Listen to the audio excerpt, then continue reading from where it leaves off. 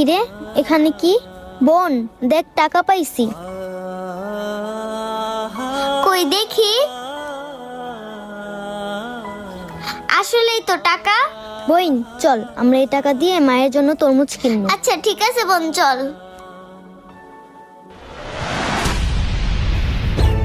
Uncle uncle আমাকে একটা তরমুজ দেন। কিরে তোরা আবার আইসোস? টাকা আনছোস তরমুজ নিবি? হ আঙ্কেল টাকা আনছি, আপনি দেন। আচ্ছা ঠিক আছে দিতাছি। ভাই আমারে ভালো দেখে একটা তরমুজ দেন।